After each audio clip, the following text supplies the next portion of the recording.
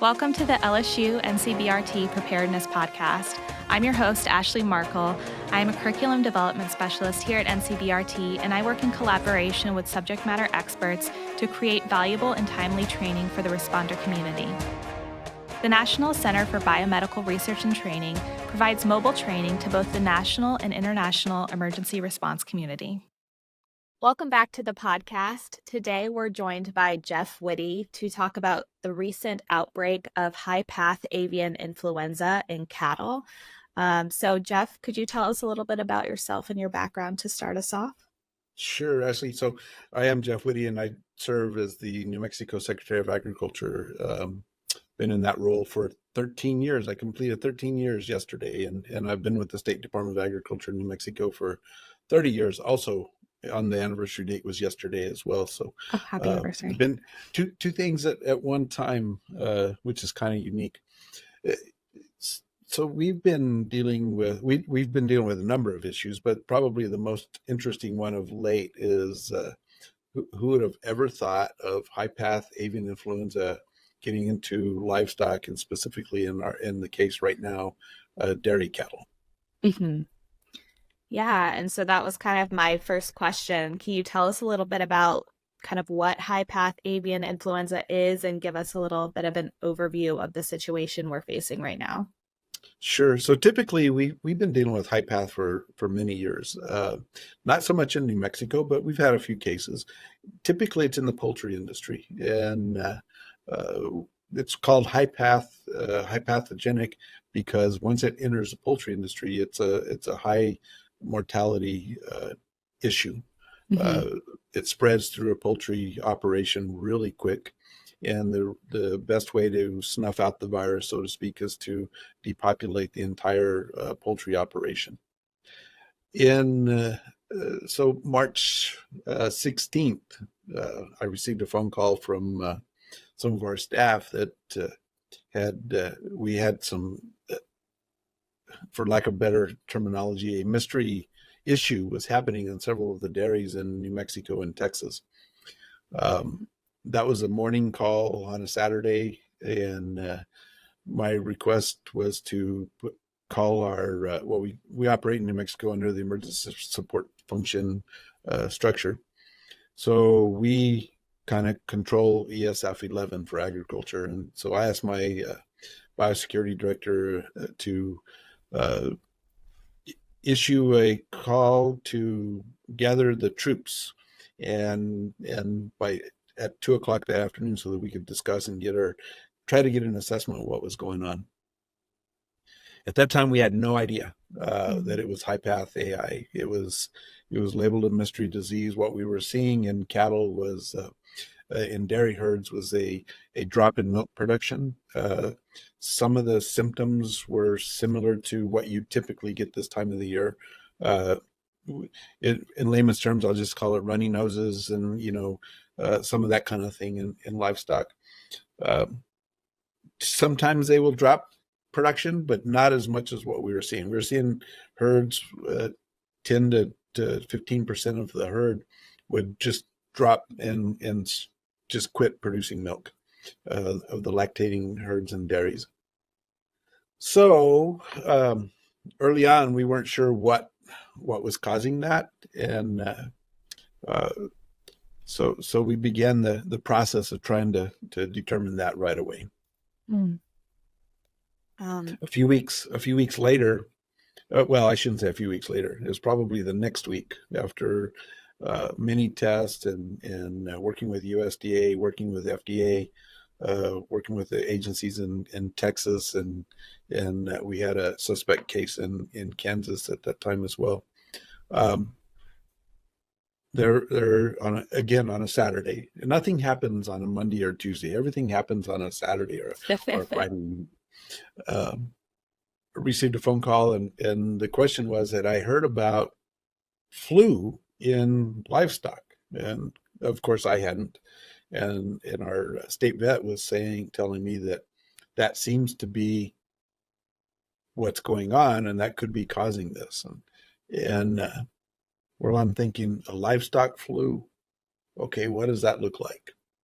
not thinking that it could be high path avian influenza. Mhm. We just had not seen that in the United States or anywhere in the world for that matter.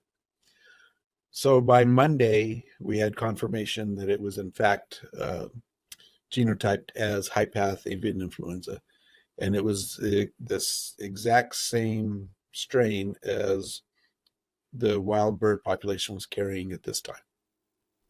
Wow. So you can imagine, trying to think about all the ramifications of what that means. Yeah. We're in the migratory path of the fly zone, is what I call the fly zone for the birds migrating, in this case, south to north for the summer. So I'm asking for, data on the testing of the birds in the fly zone. We're asking for a whole lot of data, and of course, there's just not anything. We're at the tail end of the migration pattern, and so all of the surveillance work had basically come to an end that USDA, Wildlife Services, and others do. So we asked them to reinitiate that. Everything we thought about on high path for livestock turned out to be exactly wrong. Okay. Initially, we were thinking, well, we just did not know how it was spread. We were thinking maybe it was spread by the birds through the water systems and the dairies. We're just looking for anything we can try to get our arms around it. We at that point, even in our discussions with USDA, we weren't worried about cattle movement. We in fact had a shipment of 3,000 head of dairy cattle that was quarantined in New Mexico for international shipping trade reasons, not for anything else, just holding them to clear for trade. Mhm. They were destined to Turkey, and we were wondering if, in fact, those should be shipped. But at the time, we weren't worried about cattle movement because we didn't think it could be transmitted laterally between livestock to livestock. We also did not suspect that it could be transmitted between the livestock and humans. So there were a lot of things, a lot of assumptions that we were working on as we're getting our arms around this that later proved to be not exactly true. Uh, we did, in fact, find that we did have lateral transmission between livestock. Still not exactly sure how that's happening. It could be from the milk. It could be from what we call fomites, things touching the milk and then cross-contaminating another livestock. It could be from a number of things. A lot of research still going on. But we ended up with a herd in Idaho that had a direct tie to the herd in Texas. And the herd in Idaho did not have any symptoms, but later had high path avian influenza. So there was another mystery about, how that's happening. So right now we've got high path in 9 states. There's 49 premises that are under surveillance. And some states are quarantined. Some states are just on a hold order. Depends on the state as to where we're at. Sure.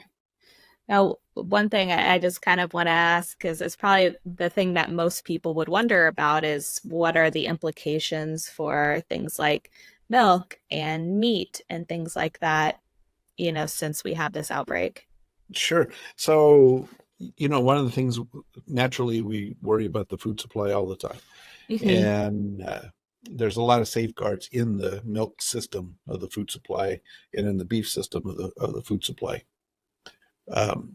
Since all of our other assumptions were proven wrong, we wanted to make sure before we just assumed that pasteurization worked, that it in fact worked. There were some initial tests of milk both at the retail level and at the dairy farm level that showed that milk did in fact have high path avian influenza in it. When FDA was doing some extensive testing at the time, and New Mexico is one of the states that was cooperating with them because we had a dairy, and frankly, I just wanted to know the answer. Um, so we wanted to find out, under no uncertain terms, does pasteurization work? Right. FDA ran a number of tests and are still running tests, but every test they've run shows that pasteurization does in fact work. So the milk supply is safe. It's deemed safe, and we continue to test and make sure that that's still the case. There's some tests that were being run out there with using what they call PCR testing, and PCR will still pick up milk virus or high path avian influenza virus in milk, but you've got to take it one step further. You've got to do a live virus isolation test. So FDA uses the gold standard. They inoculate chicken eggs with the virus, and to determine that the virus is still alive. And in every case, they have shown that pasteurization does in fact work. So there's nothing to worry about on the milk supply. FSIS, USDA Food Safety Inspection Service, did the similar kind of research with the beef supply. They pulled retail beef samples from states that were impacted and did a test to determine if there was any in the beef. There was, in fact, none. No virus was present in the meat supply. FSIS just even today announced they went one step further. They inoculated beef hamburger with a high path virus and did a normal cooking. So they cooked it to 145 degrees, which is what the recommended temperature is for beef. And that, in fact, did kill the virus. Okay. So, if a consumer is taking care to cook your with anything, right now we're not finding it in the meat supply at all. But if it was there, if you cook it, it's going to do what it is supposed to do, is kill any of the viruses. Pasteurization does what it's supposed to do. It cleans up any potential contamination in the milk. Sure. So we've kind of already touched on this, but can we talk a little bit more about what sort of challenges that you're facing in this response, and kind of what you're doing to try to address those? Yeah, there's a number of challenges. It's one of the, we call it a novel disease because this is the first time it's ever happened. And so one of the biggest challenges that we're finding right now is that you have livestock that may be asymptomatic, what we call them. They're not showing any symptoms of having it. You can do a nasal swab like you would do for a human site to test for flu, and that'll come up negative, but you test the milk and it comes up positive, and the cow is showing absolutely no signs of stress. So that the challenge in that is we're not really sure how do you get your arms around something you can't see, touch, or feel. Yeah. And so there's a lot of research going on that front. The other thing that's going on today is USDA is doing some really rapid research on, is there a potential for vaccination for the livestock so that you can keep it just like you would take a human flu shot. Can we do the flu shot with livestock? Not there yet, but that's one of the things that we're looking at down the road. The other big challenge is that we've had crossover between dairies and poultry operations. So the first poultry operation that was a crossover was in Farwell, Texas. 1.6 million head of laying hens had to be depopulated because they contracted high path AI in an area where there's dairies. As I said earlier, high path is it's 100% mortality for poultry. And then we had a smaller operation, much smaller operation, what I call a chick poultry operation, where they raise the Easter chicks that people get at Easter time and throughout the year. They contracted high path avian influenza and had to depopulate their operation. So we're trying to understand that crossover. Sure. Did it come from the dairies? Did it come from the wild bird population? There's a lot of genetic testing going on to try to determine how that happened. So far, with the genetic testing that's going on, we haven't seen any mutations. So that's a good thing. The virus is stable. So If you're going to do a vaccination program, you kind of know what you're looking at. So those are probably the biggest challenges you've got. The other challenge you got is because in dairy, in livestock, it's a high morbidity, which means they just get sick and then they recover. Determining when that recovery actually happens is going to be the trick. To try to snuff out the virus, and how do you isolate it, and how do you get that so that there is no potential for crossover into the poultry world. So Michigan is having quite a bit of problems right now with both poultry and dairies and potential crossover, and so we're still trying to understand that. That's the biggest challenge we've got today. Yeah, it's fascinating. So how are agencies like the CDC, USDA, state departments of health, and industry collaborating in this response? It's been a unique thing. I just finished a call with our National Association of State Departments of Agriculture colleagues, and we were having that discussion. So at a national level, CDC, because there was one suspected human case, very slight human case. He tested positive in his eyes, but negative in his nasal.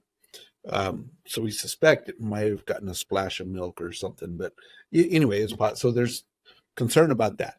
So CDC has been working closely with USDA and FDA in this case. At the state level, it's kind of all over the place. In our model here in New Mexico, because of a lot of training and a lot of partnerships that we've had, when I initiated that first ESF call on March 16th, our health partners were on the call. We work seamlessly in this state. And so from day one, we had health involved in this. We also had USDA on that call. So our group is pretty large when we call them together. And it's one of the unique things that we've got in the state where we coordinate. And then not only that, in my ESF group, we have it based on tiers, but in that initial call, we get all the tiers together. One of the tiers includes industry partners. Mm-hmm. So we had the dairies on the call. We had the Cattlemen's Association, the Farm Bureaus on the call as well, because those are our eyes and ears on the ground. And that really led to a lot of good insight. We also have the university system, the Cooperative Extension Service. So you've got their expertise and their research staff and their county agents and others that are part of this response. It doesn't happen like that in every state. And, one of the things, as you know, I'm also an instructor with LSU, and we teach, one of the course that I teach these days is the response to food emergencies. And that's one of the things we preach, is to be very inclusive in your club as to who you're going to have in a response. You can always, at the beginning, we include everybody, and then we kind of, as we move along, you see who needs to continue and who doesn't. Mm-hmm. And I think it's a great model that we have here in New Mexico. I would tell you, I wish the model at the federal level was a little stronger. We've had pretty good working relationship with FDA, especially on the food side, USDA as well, CDC and some of theirs. They've never operated in a partnership kind of a situation, so they kind of stay within themselves and just make announcements, and that's hadn't been beneficial when you're trying to work with dairy farms who have employees that you want to test, and CDC wants to test them, and people aren't prepared for that kind of thing.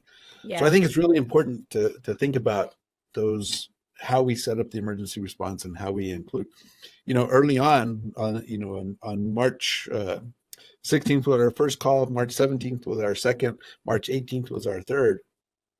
My request on the March 17th call was to include the FBI. And people often ask me, and I had a conversation with some of the leadership at USDA at the highest levels. And I said, by the way, just so you know, I had the FBI on this, and here's why. I wanted to see their perspective if there was anything in the I call it the chatterbox of when we didn't know what it was, if there was anything that might be happening, I call it the underground, but basically from the terrorism annex to see if somebody was intentionally doing this. And FBI was very good to work with us, and basically they came back negative on all their activities. So that was a good thing. Yeah. That let me concentrate on some of these, on the other things that we needed to concentrate on. But we're very unique in the state in how we pull everything together. It's very cool. Can you talk a little bit about the importance of and the role of the incident command system and national incident management system in structuring the response to high path? Yeah, no, I mean, if you think about the number of agencies that we have, and initially we set it up as a department, kind of like a DOC, a Department Operations Center, and then we expanded that to include the Livestock Board, and then as soon as you got the first inkling that there may be a human health side of it, we immediately went to a unified command with the Department of Health, and that was a game changer because it kept everybody equal, in the operations and how the response was going to be. The respect was totally there from the get-go, but everybody was sitting on that same plateau at that point in time.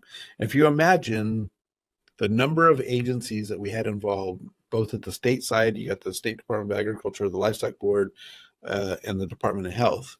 If we weren't operating as a unified in a unified command approach, it could have been a mess. And then you've got all the USDA agencies as part of our club, and then you've got the industry folks. And in New Mexico, we actually encourage our industry partners and their leadership to take the ICS 100 and 200 trainings, because if for no other reason, they can understand the structure and the lingo of what we're talking about in these responses. And that has been an amazing thing for the state of New Mexico to have them at least, and it's not that hard. 100 and 200 doesn't take that long to do. And especially when I'm teaching the ICS or the LSU course, I encourage everybody in the room to at least, at a minimum, work with their industry partners to get them up to that level. And it adds a certain level of discipline to the group as well.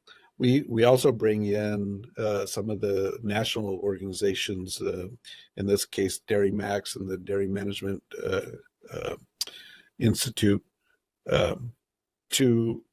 because we're looking at, and this is part of our what we call the JIC, the Joint Information Center, is because messaging is always key. And so we have that structure as well. So anytime we're having our meetings, the JIC is always a big part of that, because we've got to control that, make sure everybody's on the same page. You're never going to control the messages. You try to, but you know the best you can. But the JIC works really well in keeping everybody structured and crafting the responses appropriately. Sure. And just before we wrap this up, I'm just curious, have you, in your career, have you dealt with like a mystery like this before, where it's just like, we don't know how this started or where it came from? Only in a tabletop exercise setting. Yeah, that's wild. If I was going to, when this thing started, I made a comment to my director of biosecurity here at the department. I said, this is playing out like a perfect tabletop. And when you're writing a tabletop, you have a disease that impacts one sector of the livestock industry, and then might shift over to another sector, and then let's throw in a human case just for fun to see how that works. Oh my God, this thing is playing out just like that.